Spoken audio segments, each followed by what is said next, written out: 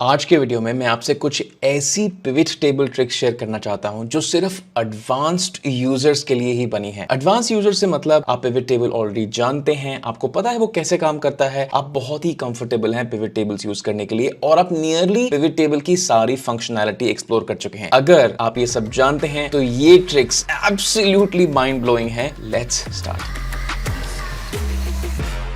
Alright, सबसे पहले अपना एक डेटा देख लेते हैं जिस पे हम काम कर रहे हैं, जिस पे हम ये सारी ट्रिक्स अप्लाई करेंगे। बहुत ही सिंपल डेटा है हमारे पास एक्सेल फाइल में। एक सेल्स डेटा है, पहला कॉलम है डेट, दूसरा कॉलम है रिफंड डेट। अगर वो ट्रांजैक्शन रिफंड हो जाता है तो उसका एक रिफंड डेट है, अगर रिफंड नहीं होता तो डेट इज ब्लैंक। उसके बाद हमारे पास आता है सेल्स रेप की किसने सेल किया, कस्टमर का नाम, सेल्स कितना हुआ वो वैल्यू, उसके बाद profit and then finally region. बहुत ही सिंपल सा डेटा है। ये डेटा बड़ा भी हो सकता है अगर आप इसको रियल टाइम में अप्लाई कर रहे हैं, बट अभी हम एक बहुत ही छोटे डेटा के साथ यहाँ पे काम कर रहे हैं। Alright, let's start with our first mind blowing trick जिसका नाम है डबल समराइजेशन। ये नाम मैंने दिया है, कोई टेक्निकल नेम नहीं है, बट ये बहुत ही कॉमन प्रॉब्लम है। मैं दिखाता हूं कैसे। हमने अपने डेटा से एक बहुत ही सिंपल पिवट टेबल बनाया है। आई एम श्योर आपको पिवट टेबल बनाना आता है। और यहां पिवट टेबल में अगर मैं देखूं तो यहां पे जो रीजन वाला कॉलम था उसको मैंने यहां पे रोज में ड्रैग कर दिया है। Therefore I get the reasons right here. उसके सामने हमारा सेल्स वैल्यू यहां पे आ गया है। अभी मुझे ये जानना है कि लेट्स से ईस्ट वाले रीजन में जितने भी सेल्समैन थे उसमें जो टॉप सेलिंग सेल्समैन था उसकी सेल कितनी थी, यानी कि जो भी सेल थी उस टॉप सेलिंग सेल्समैन की मुझे वो यहां पे रखनी है। तो ये आप कैसे करेंगे? हम इसको एक्सप्लोर कर सकते हैं बट ये करना काफी डिफिकल्ट है on a normal pivot table. Let me explain why. Let's just say हम इस पिवट टेबल को यहां पे कॉपी कर लेते हैं, control C and then I can paste it right here. अभी मुझे क्योंकि हर रीजन के मल्टीपल सेल्समैन की सेल्स देखनी है तो लेट्स जस्ट से दैट हम इसमें सेल्समैन का नाम भी ले आते हैं पिवट टेबल में। तो यहां पे जो सेल्स रेप का नाम है मैं इसको रोज में ड्रैग कर दूंगा और मेरे पास अभी दो स्लाइसर्स आ गए पिवट टेबल में, यानी कि दो फिल्टर्स आ गए। एक मेरे पास आ गया रीजन फिल्टर, दूसरा आ गया मेरे पास सेल्स रेप का फिल्टर। ये जो सेल्स आई है इसको हम डिसेंडिंग ऑर्डर में सॉर्ट कर लेते हैं ताकि जो सबसे बड़ा सेल्समैन है उसकी वैल्यू टॉप पर आ जाए। So I will right click here and I will sort from the largest to the smallest. अभी ईस्ट में जो विनिंग सेल्समैन है उसका नाम है रजत और उसका जो सेल्स वैल्यू है 189 वो मुझे यहां पे चाहिए इस वाले वैल्यू के सामने। सिमिलरली ये जो वैल्यू है ब्रूस का, ये नॉर्थ में विनिंग सेल्समैन है और इसका जो वैल्यू है मुझे यहां पे चाहिए। तो आप एक बार ये आपने कर लिया तो इसके बाद आप इसको वीलुकअप लगा सकते हैं, कुछ भी कर सकते हैं, बट ये एक बहुत ही क्लासिक डबल समराइजेशन का प्रॉब्लम, यानी कि आपको जो आंसर चाहिए वो डायरेक्टली आप डेटा से ना लेके आपको डेटा को दो बार समराइज करना पड़ेगा, यानी कि पिवट टेबल के ऊपर एक पिवट टेबल बनानी पड़ेगी। अगर आप ऐसी कुछ पिवट टेबल बना लेते हैं जहां पे आपके पास एक कॉलम रीजन है, एक कॉलम सेल्समैन है और उसके बाद सम ऑफ सेल्स है, तो इस पिवट टेबल के ऊपर अगर आप एक और पिवट टेबल बनाएंगे तो उसमें से आप मैक्स वैल्यू सिलेक्ट कर सकते हैं और आपके पास आंसर आ जाएगा। तो इसका मतलब होता है डबल समराइजेशन, पिवट टेबल के ऊपर पिवट टेबल बनाना। अगर आप बहुत पिवट टेबल बनाते हैं तो आई एम वेरी श्योर आपको ऐसी प्रॉब्लम इन द पास्ट आई होगी जहां पे पिवट टेबल के ऊपर आपने एक और पिवट टेबल बनाया होगा। ये प्रॉब्लम हम बिना डबल पिवट बनाए कैसे सॉल्व करें? तो ये हम सॉल्व करेंगे using DAX formulas and power pivot. चलिए शुरू से स्टार्ट करते हैं और इस प्रॉब्लम को सॉल्व करते हैं without all of this mess of multiple pivot tables. अगर आपको ये वीडियो अच्छी लग रही है तो आपको मेरा बेसिक पावर बीआई कोर्स बहुत बहुत हेल्पफुल होगा। ये कोर्स एक बेसिक फंडामेंटल से स्टार्ट होता है। मैं आपको बेसिक स्क्रैच से सिखाता हूं कि पावर बीआई इंस्टॉल कैसे करते हैं, पावर बीआई के की कंपोनेंट्स क्या होते हैं, वो दिखता कैसा है, उनके साथ काम कैसे करते हैं, और मैं आपको ये भी सिखाऊंगा कि पावर बीआई में सबसे इंपॉर्टेंट चीज विजुअलाइजेशंस नहीं बट मॉडलिंग होती है। उसमें डेटा क्लीनिंग का पार्ट है, उसमें डैक्स का पार्ट है, मॉडलिंग का पार्ट है, और हम एक्चुअली कुछ एग्जांपल्स भी बनाएंगे जो सैंपल एग्जांपल्स हो सकते हैं जिसके ऊपर हम डैशबोर्ड्स बनाएंगे। अगर आप पावर बीआई में एब्सोल्युटली न्यू भी हैं तो ये बहुत ही इंटरेस्टिंग कोर्स है। आपको 0 to 1 ले जाने में आपको नहीं पता होना पावर बीआई और आपको पता होना कि पावर बीआई है क्या, उसका यूज क्या है और उसको कैसे यूज करते हैं, वहां तक ले जाने में आपको बहुत हेल्प करेगा। अगर आप इंटरेस्टेड हैं तो ये कोर्स में जरूर एनरोल करिए, link is there in the description of the video. तो इस प्रॉब्लम को सॉल्व करने के लिए मैं दोबारा अपने डेटा सेट पे जाऊंगा और एक नया पिवट टेबल इंसर्ट करूंगा, but this time a bit differently. तो मैं जाऊंगा ऊपर इंसर्ट टैब में जहां पिवट टेबल होता है। आई विल से pivot table from a table range. इस टेबल पे पिवट टेबल बनाओ, put it on a new worksheet, और एक ऑप्शन में जो एडिशनली चेक करूंगा वो है add this to the data model. इसका मतलब ये जो पिवट टेबल है ये पावर पिवट के थ्रू चलेगी, ये कन्वेंशनल पिवट टेबल नहीं होगी। अगर आप नहीं जानते हैं पावर पिवट क्या है तो मैंने 1 घंटे का वेबिनार किया था कुछ ही हफ्तों पहले। Please go take a look at that webinar, you will learn a lot. Alright, तो यहां पे मैं इस आइटम को चेक कर दूंगा। एक्चुअली मैंने ये ऑलरेडी कर दिया है और एक पावर पिवट वाली पिवट टेबल बना दी है। So I will not do it at the moment. आप कर सकते हैं, ओके करेंगे, एक नॉर्मल पिवट टेबल आ जाएगा। चलते हैं मेरे पिवट टेबल पे। तो यहां पे नई शीट पे हमने एक पिवट टेबल बना ली वाली है और पावर पिवट वाली पिवट टेबल है, और ये बिल्कुल वैसी ही दिखती है जैसा एक नॉर्मल पिवट टेबल होता है। बट डिफरेंस ये है, क्योंकि हमने ये पिवट टेबल पावर पिवट के थ्रू बनाई है, हमारे पास DAX फॉर्मूला लैंग्वेज की कैपेबिलिटीज आ गई हैं जो सिर्फ पावर पिवट में अवेलेबल होती हैं। DAX का मतलब data analysis expressions, the formula language of power pivot. तो चलिए देखते हैं हम फॉर्मूला कैसे लिखेंगे। थोड़ा सा मैं आपको समझा देता हूं कि मेरे दिमाग में क्या चल रहा है, तो आप फॉर्मूला को विजुअलाइज कर पाएंगे जब मैं उसको लिखूंगा। तो मैं अपना जो पिवट टेबल है इसको कॉपी कर लेता हूं, Ctrl+C and then Ctrl+V, and then उसको दोबारा से हम सेल्स रेप वाइज भी स्लाइस कर लेते हैं। तो ये वही आंसर आ गया जो हमारे पास जस्ट व्हाइल अगो आया था, right click sort from the largest to the smallest. अभी ये जो सिंगुलर नंबर है 189, मुझे यहां रखने के लिए अपने फॉर्मूला में कुछ ऐसा लॉजिक बनाना पड़ेगा कि जब आप ईस्ट के लिए कैलकुलेट कर रहे हैं तो आपको सारे सेल्समैन देखने पड़ेंगे ईस्ट के, और उनके सामने उनका सेल्स भी देखना पड़ेगा। ऐसा कुछ मुझे लॉजिक बनाना पड़ेगा। जब आप इस 2 कॉलमनर टेबल को देखेंगे तो उसमें से आप मैक्स वैल्यू उठाएंगे और मैक्स वैल्यू को आप यहां पे रख देंगे। ऐसा कुछ लॉजिक बनाना पड़ेगा। सिमिलरली जब आप नॉर्थ के लिए कैलकुलेट करेंगे तो नॉर्थ के जितने भी आपके पास सेल्समैन हैं और उनकी जो सेल्स है वो आपको एक टेबल फॉर्मेट में चाहिए रहेगी। उस टेबल में आपको लार्जेस्ट वैल्यू उठानी है और उसको मेरी आंसर पे रख देना है। तो ये एक सिंगल समराइजेशन मेथड है। हम जो समराइज करेंगे वो थ्रू फॉर्मूलाज करेंगे। बहुत इंटरेस्टिंग होने वाला है। चलिए देखते हैं कैसे। इसके लिए मैं अपनी पिवट टेबल को सिलेक्ट करूंगा, ऊपर जाऊंगा पावर पिवट में। अगर पावर पिवट का ऑप्शन आपके पास फॉर सम रीजन नहीं आ रहा है तो आप इसको एक्टिवेट कर सकते हैं। आप जाएंगे फाइल में and then you are going to go to options. In options you are going to go to add ins. In add ins you are going to go and click here on COM add ins, click on go, और यहां पे आपको power pivot का option दिख जाएगा। एक बार टिक करने के बाद आपके पास ऊपर पावर पिवट का ऑप्शन आ जाएगा। वंस अगेन पावर पिवट में जाएंगे, उसके बाद हम क्लिक करेंगे मेजर्स में यानी कि calculations, and I will start to make a new calculation. और इस कैलकुलेशन में मैं कुछ बोलूंगा कि मुझे टॉप सेल्स रेप की मुझे सेल्स चाहिए, सो मैंने ये कैलकुलेशन का नाम डाल दिया। और अब मेरी कैलकुलेशन का लॉजिक कुछ ऐसे बनेगा। सबसे पहले मुझे एक सिंगल कॉलमनर टेबल बनानी है जहां पे डुप्लीकेट्स रिमूव हो चुके हैं और सारे सेल्समैन का नाम है। तो वो बनाते हैं हम एक values function. So I will write the function called as values. Values का मतलब remove duplicates and give me the unique values only of a single column. तो मैं जाऊंगा अपनी डेटा वाली टेबल में और इसमें सेल्स रेप वाला कॉलम सिलेक्ट कर लूंगा। ये जो वैल्यूज फंक्शन है इससे हमें ये वाला कॉलम यूनिक होके मिल जाएगा। अभी मुझे इस टेबल की हर रो में जाना है और हर रो में जाके सेल्स कैलकुलेट करना है। एक बार सेल्स कैलकुलेट हो गया तो उसमें मुझे मैक्सिमम वैल्यू चाहिए। I will say equals to max x. मैं बोलूंगा कि ये जो मैंने टेबल बनाई है इस पर्टिकुलर टेबल में जाओ और इस पर्टिकुलर टेबल में जाके आप प्लीज हमारा एक सेल्स कैलकुलेट करो। अभी प्रॉब्लम ये है कि हमने सेल्स का कोई कैलकुलेशन बनाया नहीं है, तो पहले हम सेल्स का कैलकुलेशन बना लेते हैं। तो इसको मैं फॉर द मोमेंट यहां पे Ctrl+C कर लेता हूं and I will click on cancel, और एक और नया कैलकुलेशन बना लेते हैं पहले। So power pivot measures new measure and I am going to call this measure as my total sales. Total sales is nothing but the sum of the sales column. So I will write equals to sum and I will say hey data वाले table में जाके please जो sales column है उसको आप सम कर लीजिए. यहाँ पे मैं नंबर फॉर्मेट भी सेट कर सकता हूँ. तो number format 1000 separators, no decimals, click on okay और हमारे पास सेल्स आ गया यहाँ पे. अगर अब मैं अपने इस पिवट टेबल में सेल्स रखूं तो ये वाले जो सम ऑफ सेल्स है, जो कॉलम मैंने ड्रैग किया है, इसको हम निकाल दें और जो हमने सेल्स का मेजर बनाया है इसको डालें यहाँ पे, तो हमारे पास वही आंसर आता है. थोड़ा सा फॉर्मेटेड है बट आंसर में कुछ डिफरेंस नहीं है. हमने ये नया कैलकुलेशन इसलिए बनाया ताकि हम अपने नए वाले कैलकुलेशन में इस वाली कैलकुलेशन का रेफरेंस दे सकें. That's the only thing. Now let's just go back to our Power Pivot, and in Power Pivot I'm going to say measures, new measure, and I will say my top sales rep sales, और उसके बाद मैं यहाँ पे अपनी calculation लिखना start करता हूँ. तो मैं यहाँ पे लिखता हूँ equals to maxs, जो हमने अभी जस्ट देखा था. हमने एक ये टेबल बना लिया using the values function, और एक बार इस टेबल में जाके हर रो में जाके आप प्लीज टोटल सेल्स कैलकुलेट करिए जो अभी हमने मेजर बनाया है. That's it. एक बार आपके पास हर रो में टोटल सेल्स कैलकुलेशन आ गया, यानी कि इसके अगेंस्ट टोटल सेल्स आ गया, इसके अगेंस्ट टोटल सेल्स आ गया, तो मैक्स एक्स फंक्शन आपको सिंपली मैक्सिमम वैल्यू उसमें से निकाल के दे देगा. And that's literally it. And now if you actually convert that to a number, no decimal places, click on okay. अब आप देखेंगे कि हम यहाँ पे इसके सामने अगर उस कैलकुलेशन को ड्रैग करें जो अभी हमने बनाई है, टॉप सेल्स रेप सेल्स, इसके सामने अगर हम ड्रैग करें तो आप देखेंगे कि हर रीजन का जो बेस्ट सेलिंग सेल्समैन है उसका सेल्स हमारे पास यहाँ पे आ गया. तो यहाँ पे था 189 और ये है 189 and that value is right here. Second was 384,440 and that is the value right here. Third was 440,600 and that is the value right here, and so on and so forth.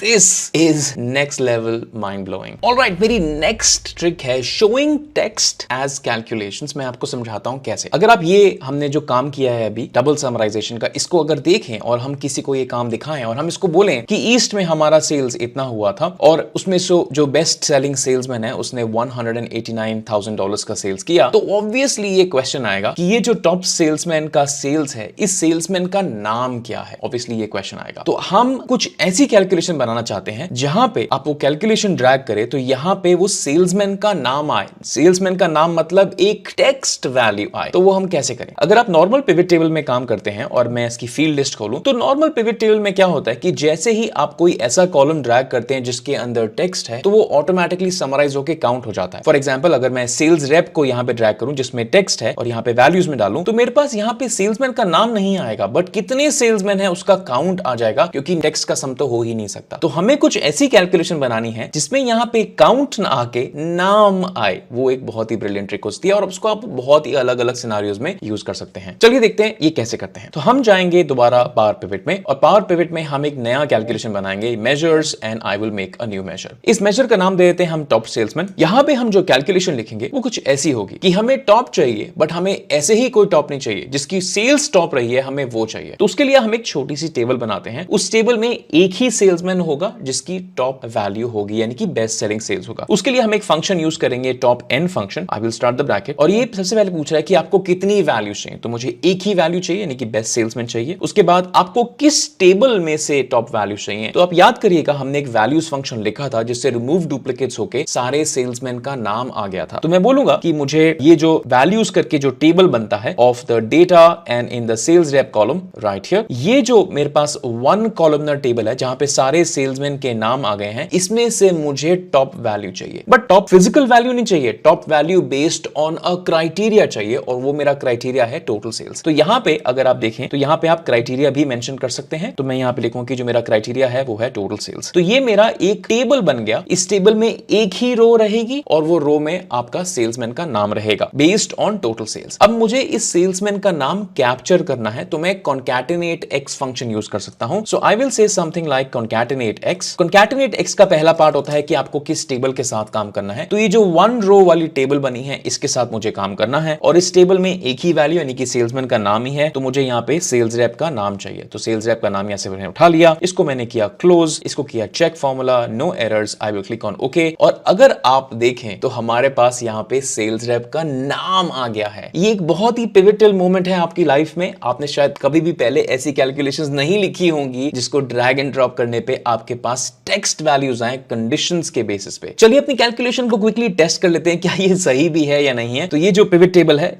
इसको मैं कंट्रोल कॉपी और control paste कर लेता हूं और यहां पे मैं ये जो टॉप सेल्समैन है और ये जो सेल्समैन का नाम है इसको रिमूव कर देते हैं जस्ट फॉर इंस्टेंस, और यहां पे हम सेल्समैन का नाम यहां पे लाके रख देते हैं। अभी अगर इसको मैं सॉर्ट करूं from ascending to descending order तो आप देखेंगे कि यहां पे जो पहला सेल्समैन है उसका नाम है रजत, जिसकी बेस्ट सेलिंग सेल्स थी और रजत का नाम यहां पे आ चुका है। दूसरा है ब्रूस, यानी कि नॉर्थ रीजन में ब्रूस है। तो अगर मैं यहां पे जाके देखूं तो ये ब्रूस का वैल्यू ऊपर आ चुका है, यहां पे ब्रूस है, so on and so forth. So our answer is absolutely correct. मेरी नेक्स्ट ट्रिक है वर्किंग विथ मल्टीपल डेट्स। ये एक बहुत ही प्रैक्टिकल, बहुत ही कॉमन प्रॉब्लम है। इसके लिए लोग मल्टीपल पिवट टेबल्स बनाते हैं। मैं आपको समझाता हूं कैसे। हमारे पास अगर आप डेटा देखें तो हमारे पास एक डेट नहीं, हमारे पास दो डेट्स हैं। टिपिकली आपके सेल्स डेटा में या जिस भी डेटा पे आप काम कर रहे हैं, ये बहुत लाइकली है कि आपके पास एक से ज्यादा डेट कॉलम्स हो। जैसे कि हमारे पास यहाँ पे एक डेट कॉलम है, ये सेल किस दिन हुई ये वो कॉलम है, और अगर जस्ट इन केस उस सेल का अगर रिफंड हो गया तो ये पर्टिकुलर वो वाला कॉलम है। तो अगर आप देखेंगे कि हमारा जो पहला ट्रांजैक्शन है 1 जन को हुआ, यानी कि 1 जन को सेल हुई, लेकिन वो सेल रिफंड हो गई 4 फेब को इन द सेम ईयर। तो मैं ये चाहता हूं कि हमारा जो कैलकुलेशन है वो ऐसा होना चाहिए कि मुझे एक पिवट टेबल में दिख जाना चाहिए कि उस महीने में कितना सेल हो रहा है और उस महीने में कितना रिफंड हो रहा है। यानी कि ये जितना भी रिफंड है, ये जैन का रिफंड है और ये है फेब का रिफंड, ऑल्दो ये सेल डेट जैन की है। तो ये थोड़ा सा कॉम्प्लिकेटेड हो जाता है। एक्सेल में आप इसको कर सकते हैं अब फिल्टर्स अप्लाई कर करके, बट हम पिवट टेबल में इसको इफेक्टिवली सिंगल पिवट टेबल में कैसे करें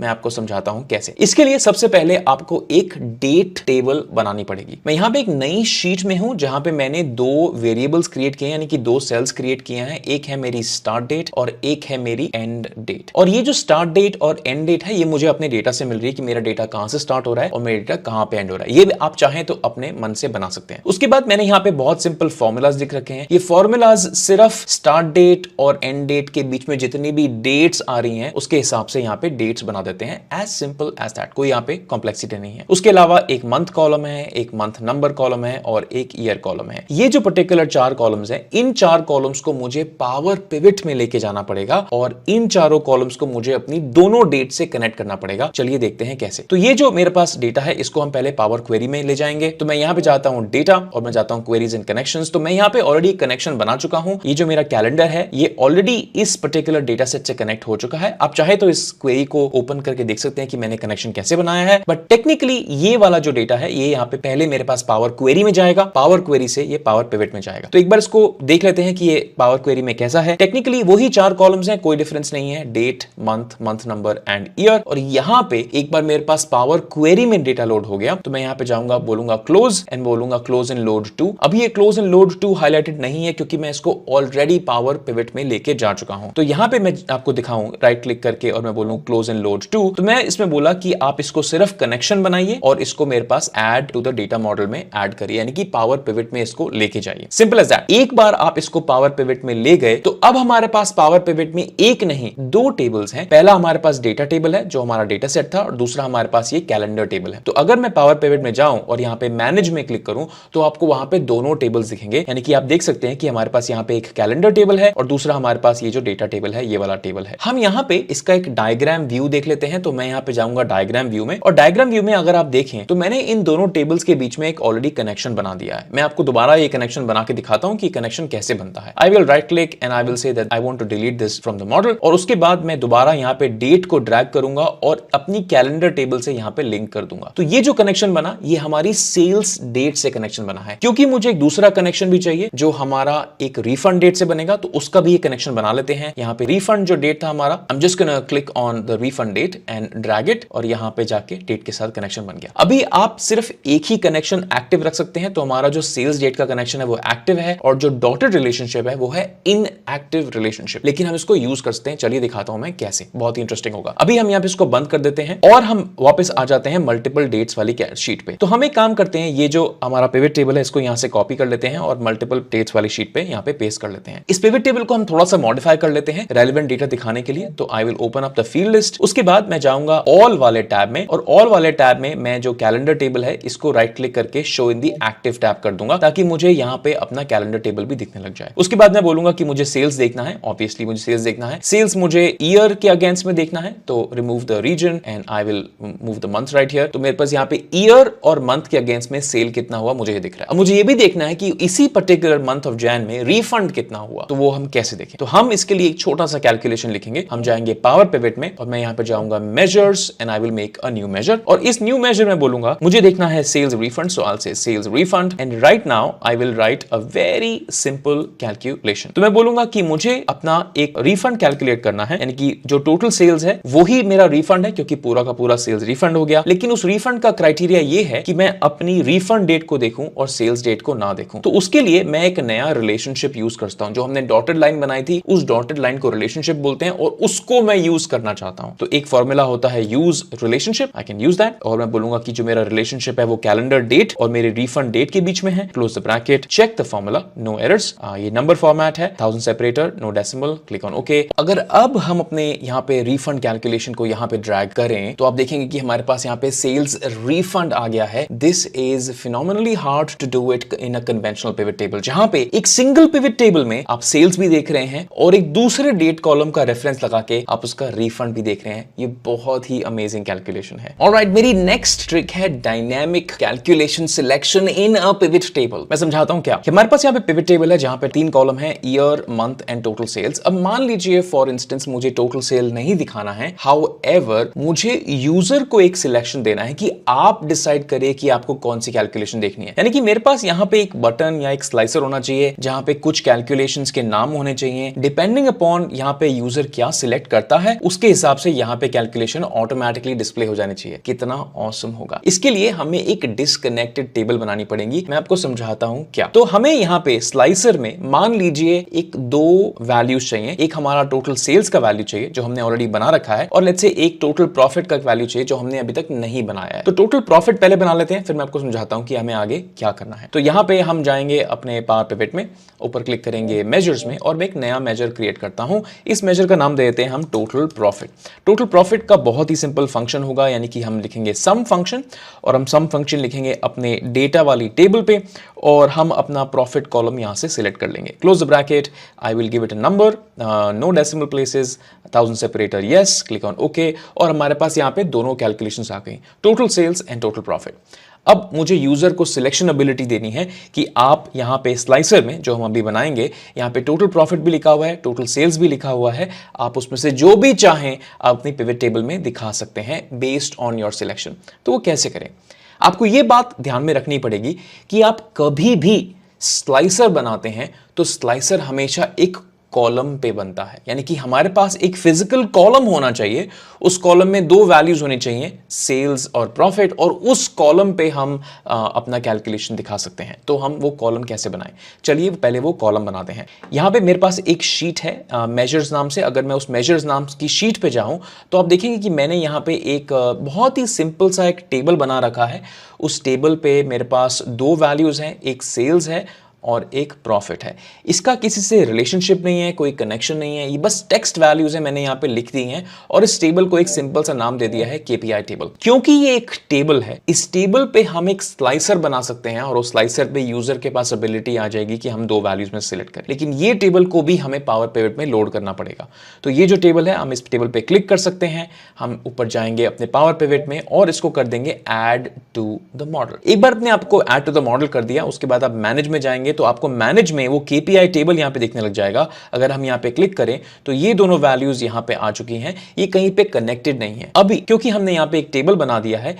इस टेबल के इस कॉलम से हम एक स्लाइसर बना सकते हैं। तो चलिए बनाते हैं स्लाइसर। मैं यहां पे जाऊंगा सिलेक्ट कैलकुलेशन वाली शीट पे, आई will right click and I will से शो फील्ड लिस्ट, और यहां पे ऑल वाले टैब में मुझे एक अपनी थर्ड टेबल दिख रही है which is the KPI table. I will right click on the KPI table, मैं यहां पे स्लाइसर ऐड करता हूं, मेरे पास यहां पे स्लाइसर आ गया जैसे मैंने एक्सपेक्ट किया था। प्रॉब्लम ये है स्लाइसर के साथ कि अभी यहां पे क्लिक करने पे कुछ होता नहीं है, यानी कि दोनों में से कुछ भी कैलकुलेशन यहां पे आती नहीं है, क्योंकि ये जो स्लाइसर है ये हमारी टेबल से, पिवट टेबल की कैलकुलेशन से कनेक्टेड नहीं है, तो हमें इसे कनेक्ट करना पड़ेगा। आप एक बार कनेक्शन समझ जाएंगे तो आप किसी भी तरह का स्लाइसर यहां पे कितनी भी वैल्यूज यहां पे कनेक्ट कर सकते हैं। चलिए देखते हैं वो कैसे कनेक्ट करते हैं। सबसे पहले मैं जाऊंगा पावर पिवट में और एक नया मेजर लिखना स्टार्ट करता हूं, और मेजर में बोलता हूं केपीआई सिलेक्टेड। सो यहां पे बोलूंगा केपीआई सिलेक्टेड, और यहां पे मैं एक फॉर्मूला लिखना स्टार्ट करता हूं। तो जो मेरा फॉर्मूला है वो कुछ ऐसा होगा। सबसे पहले आप ये देखो कि यहां पे यूजर ने क्या वैल्यू सिलेक्ट किया है। अगर यूजर ने सेल्स सिलेक्ट किया है तो सेल्स का कैलकुलेशन, अगर यूजर ने प्रॉफिट सिलेक्ट किया है तो प्रॉफिट का कैलकुलेशन।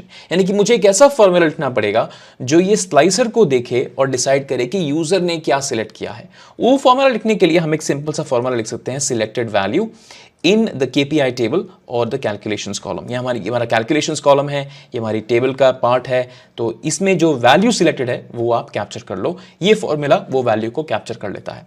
अब मैं एक बहुत सिंपल सा इफ फंक्शन लिख सकता हूं।